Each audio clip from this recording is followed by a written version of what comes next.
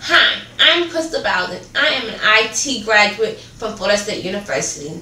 My focus is databases and computer support. I enjoy providing solutions to problems and hope to be an asset to you one day. Please feel free to contact me at bowden.crystal@gmail.com. Today I will be demonstrating a tutorial on how to repair a corrupt database. The objective of this tutorial is to identify, recognize, protect, and repair databases using Microsoft Access. There are many reasons for a database becoming corrupt. A couple of reasons are usually due to power outage or a software crash. Several errors indicate that a database is corrupt. Depending on the type of error, there are certain methods used to repair the database. To repair a database error in Access, there is a general method used to solve this problem. Once you are aware that your database is corrupt, the first step is to immediately back up the corrupt database. You will do this by going to the Microsoft Windows icon in the top left corner of the window. Scroll down to Manage, then choose Backup Database. You will save this backup database using the naming convention of the database name _ corruptbackup.mdb file. And in this case, our database name is emp_db. And so here we would just keep the database name, keep the underscore, and we will type in corrupt backup.mdb. Once you have done that, just save the file.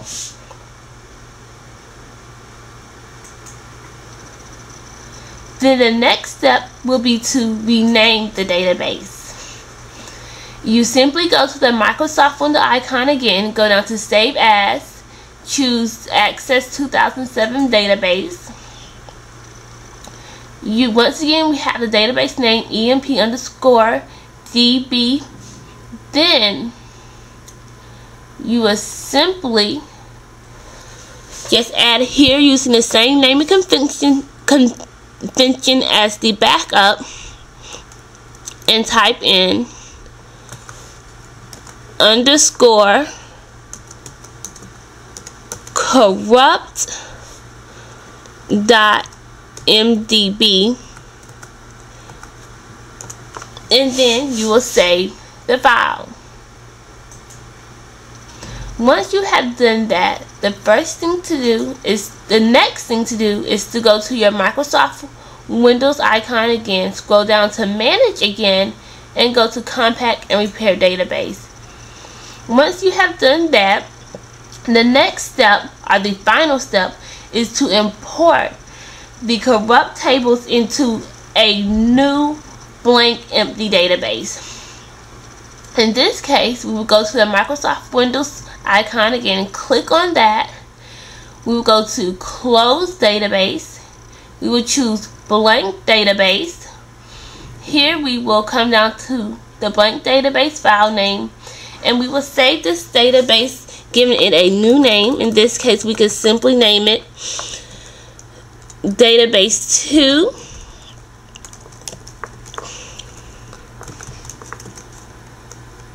Which I suggest that you name it with a better name so you can know exactly what the database pertains to.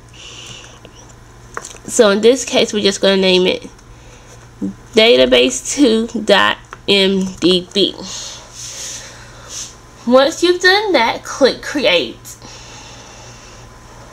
Now we will import all the tables from the corrupt database into the new database.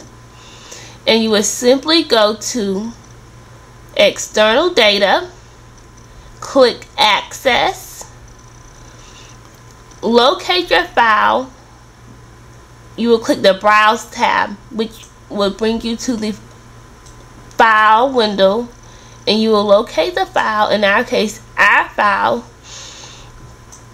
is named, our database is named Employ Corrupt. We will open that database. We will make sure that it's usually it's already selected, but make sure that you select import tables, queries, forms, reports, and macros and modules into the current database. The first selection will be the one that you will choose. You would then choose OK.